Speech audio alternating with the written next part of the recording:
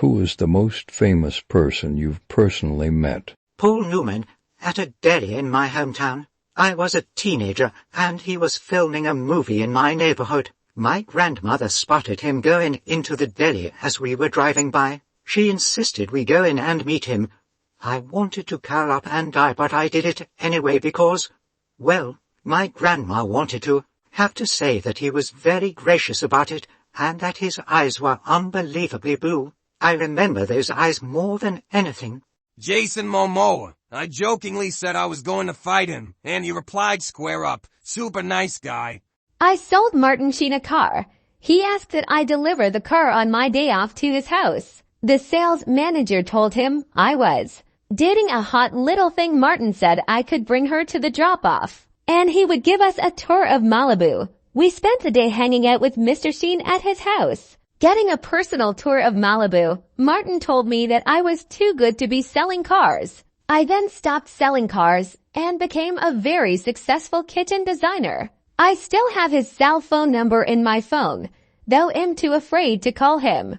Stanley Tucci carried my suitcase onto the train for me when I broke my back this summer. Just as lovely in person as he appears on telly.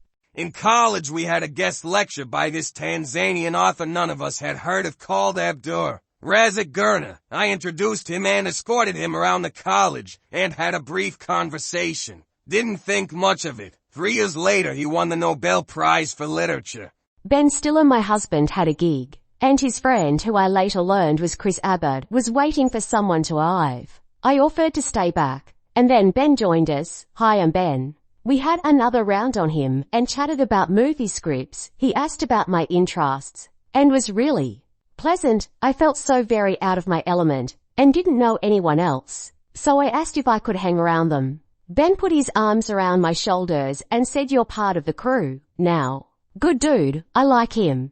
I met Post Malone at a New Year's festival a few years ago. He was the nicest guy, so humble, and actually reacted like he was as excited as I was to have the interaction. He stood and chatted with me for a solid 10 minutes, and we took pictures. I was so geeked I told him I was crying internally, and he said, "Hey, that's okay, I cry every day." I got to meet Nathan Fillion by chance while he was cruising around Edmonton. Had a man crush and only went to say hi and that I'm a huge fan. He was really nice and even had that perfect side smile. He does.